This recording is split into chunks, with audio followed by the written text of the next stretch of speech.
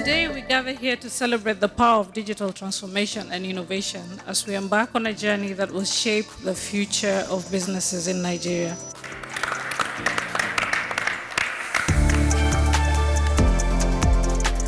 Yeah, Teresa, how are you doing? I'm doing well Can you too. tell us a bit about your products? Okay, so Sharp Technologies, it's a smart AI powered delivery management software that allows logistics operators, that's people who run delivery businesses, to manage their operations within their business.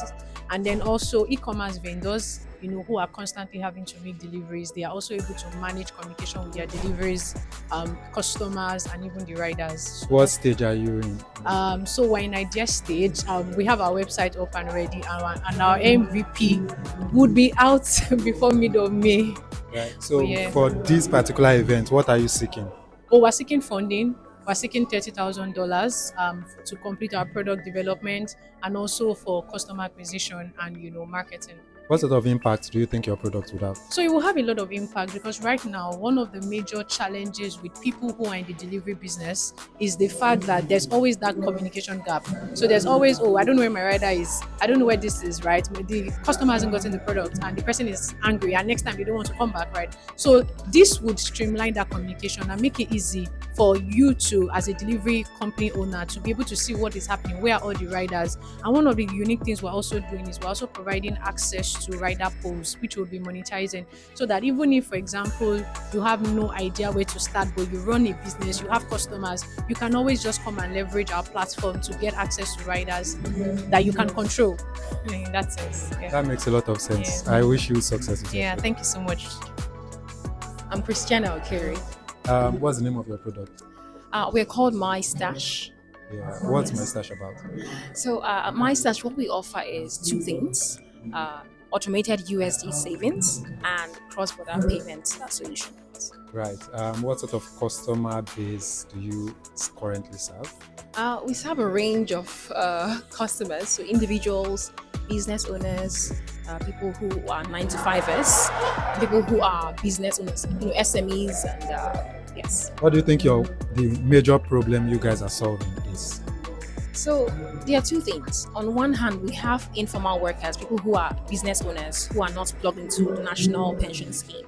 So they're not able to save, confidently save for long term.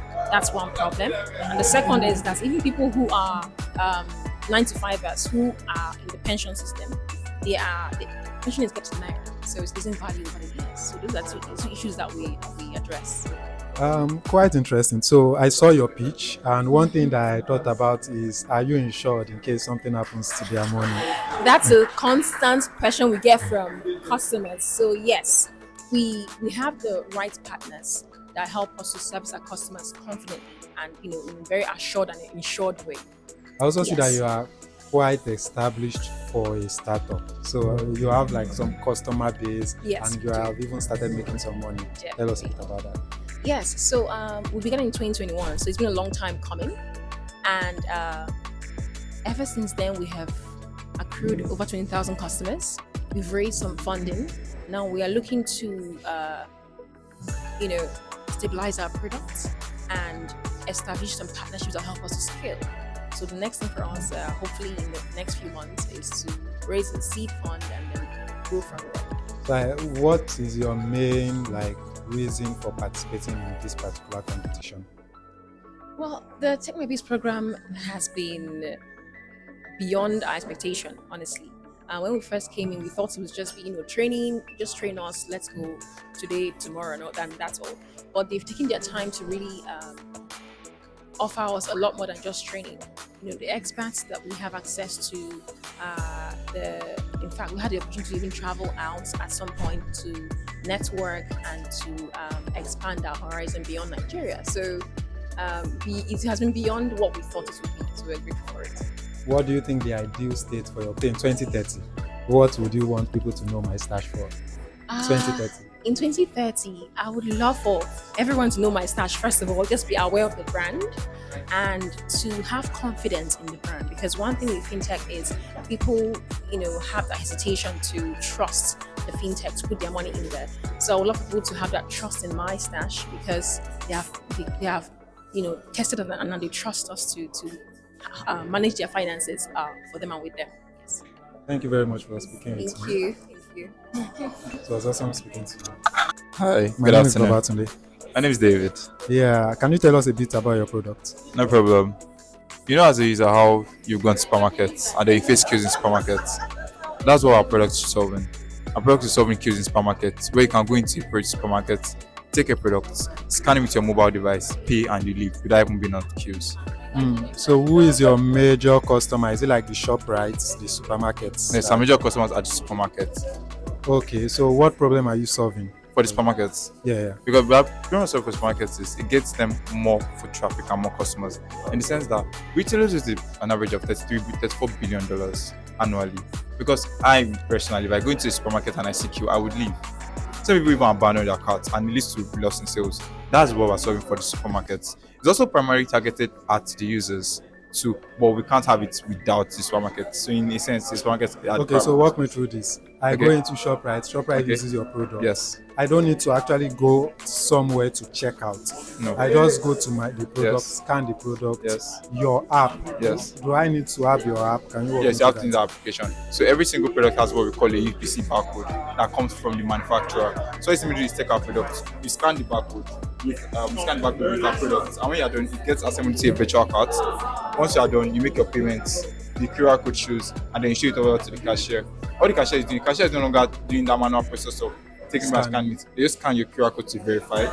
That works, and they are good Okay, to it go. means you can select 100 products. You can select your 100 Get products. to the cashier. Yes. One scan. One scan, And and that's you're out. interesting. Do you have a product in the market or is still? It's not in the market, it's still in prototype.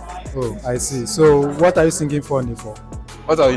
We're thinking for operational costs because the thing is that as we're scaling, we've looked at our estimated profits from now to the next 3 years, and we're going to need it in terms of technological costs. Reason because we're going to be having a lot more users, a lot more stores, and we need good infrastructure for this. But at the same time, what we're primarily seeking right now is introduction to supermarkets, especially Boku supermarkets, because there are a lot of queues in the supermarkets. I see. Maybe you can start small. Yes, Instead of definitely. We big have one. started small. We have started Right, small. right. As I say, money is not right now, but it's as we look to scale. Have you seen this model used? Yes, we have a in direct competitor, even in Nigeria. Nigeria? Yes, even in Nigeria. They are not as popular, but their name is Jump and Pass. But what they offer you, so you can't buy more than 10 products on their platform. But we are giving you freedom. The reason why you can't buy more than 10 products is due to the risk of integrity of users. And I guess. yes, we are solving that problem. We have a different way to solve that problem, and that is why there's no limit on the So it was purchase. exciting Thanks, listening same to here. your product. Very nice to see you. Okay. So can you tell us a bit about your product? All right. So Locate Me is a platform that connects people to bustling market with over 5,000 stalls. One of the popular ones is Eco Market, which is also known as Idumota or Balogun. So what problem are you solving? Well, we're basically solving the problem of stress, inconvenience, and safety of going to bustling markets like Eco Market. Over time, a lot of people have had issues going to the market. Items are stolen, it's very stressful, and sometimes there are unclear prices. One person is saying 5K, another person is saying 7K, and experiences like that. So do you have like a platform that you are working Yes, we are currently building our platform, but we have a landing page which also connects to WhatsApp where you can place your order now or get something from the market. with? You have customers? Yes, we do have. So what would you say the major things you guys need now? is? Need. Okay. I think the major things that we need now, basically partnerships. We want to get access to market associations so that we can have access to large pool of vendors. We need funds for marketing, like we want to be in you guys' face. So yeah, basically that amongst the others. So how has TechMyBiz been? The whole process, Okay. and do you think it has helped your team? Yeah, it has really helped my team. I can say TechMyBiz has been really eye-opening because it's very easy to see a lot of things from the outside. So through TechMyBiz, I've been able to get mentorship, connections, because I've met people even amongst the fellow startups, and I've been able to learn better how to build, design thinking, and how to improve my product, even if I'm going to build another one in future. quite interesting. It was awesome speaking to you. Yeah, same Thank you here. very much. My name is Bayodewai. Can you tell us a bit about your brand and what you do? Okay, yeah, I am the co-founder and also the CEO for AgroVesto. So AgroVesto is a platform that enables smallholder farmers in Africa to easily access markets and finance, and we are using technology to do that, gathering data and giving them access so that they can access credit and also expand their farming activities, so that they can make food available for everyone.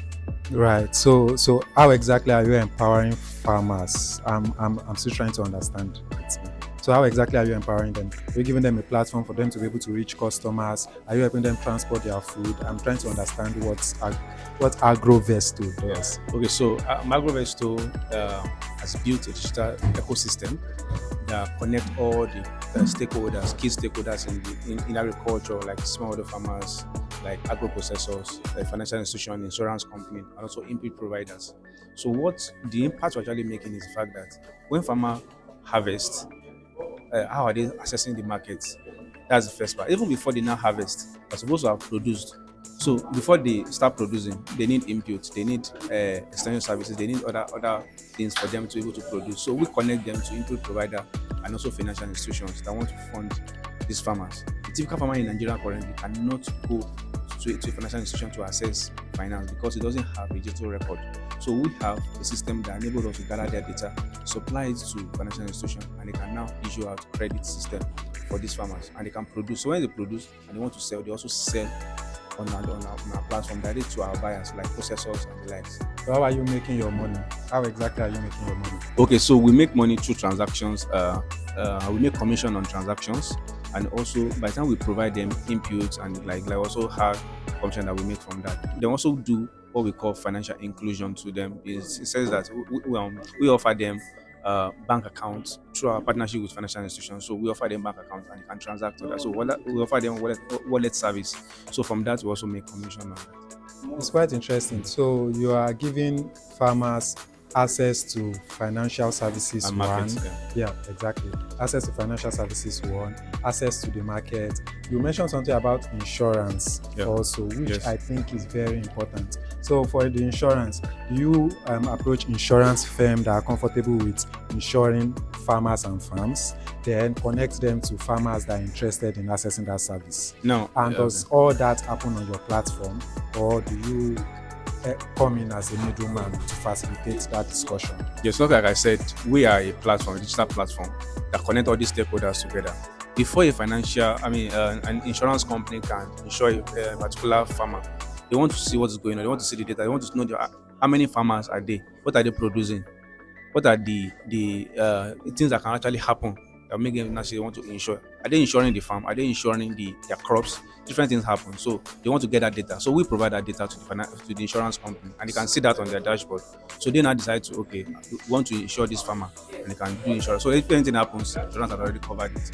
I see. One thing about farmers, I might have a wrong perception of them, is the fact that I think many of them might not be that digital savvy to both access your platform and also have the right data. But you already said you are serving as like a data aggregator for them to understand how their farm has operated and help them like aggregate that data. Now, in terms of interacting with platform, which is your platform, I'm thinking is something that would require a certain level of expertise. Are you like maybe designing it to be more accessible? What of farmers that don't have digital devices? How are you making things accessible? Now, thank you for that question. We know this already. We are always on the field and we understand this. The platform we have built is first of all for organizations, farmer organizations. And I will give you an instance. There are organizations that has 1,000 farmers, that has 10,000 farmers under their network. Now, how do they manage these farmers? How do they disburse inputs to them? So organizations are the one managing the platform, and also through their cooperatives. The platform is not managed by the farmers themselves because a lot of them are not tech savvy.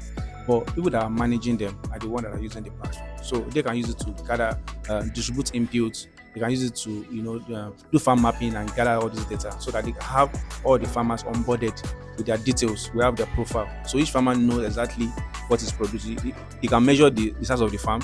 He knows where the farm is. He knows what is producing. He knows the profit is making on that farm. So if the financial institution now want to fund the farmer, It's not funding something that is vague, something that is real and they can see. That's what That's they're funding. very sensible in terms of if it's a corporation, let's say it's 1,000 farmers under that corporation. It's easier to train one person in that corporation to use the platform. One key problem that I can see is people lying about their data, especially if they want to get things like insurance and funding. What are you doing to curb that in any way, or are you thinking around that already? Okay.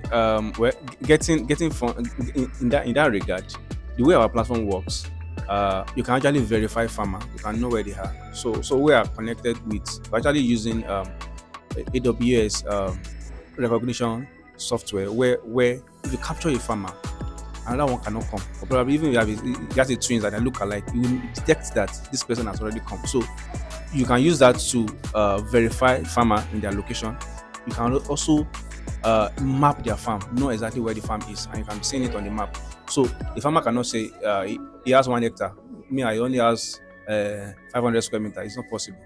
So we do that. We ensure that this is actually very real. Yes. I think when you scale, you might also need to start thinking about physically. When you scale, I think you might also start thinking about physically verifying, because they can harvest 1,000 yam and thus say they harvested 10,000 last year just to access a bigger funding, which is sensible. I think what you are doing is very important, and thank you for doing it. Yeah. Let me see if there's any last question. I don't think there is. One last would be, one key thing that I see around the farming sector is insecurity, but I don't think that would really affect you. You might probably be only targeting places with less insecurity currently. So is that a relevant question for you? That is a question that is peculiar to all. Whether you're in the north, whether you're in the south, insecurity matter is actually happen to all. But what makes us the way we operate is that we actually work with the community. So we have community heads, even as our aggregators. So they are the one that are talking directly with these farmers. So whatever happens, we have the information. So so far we don't really experience that. One thing that I would say is I think you should also really take your data aggregation side very serious, because in the next 2 years or something, I think you would have enough data to be able to utilize that data to understand the Nigerian farmers and how that particular ecosystem is evolving. Thank you so much. Yeah. Yeah. Nice. Yeah.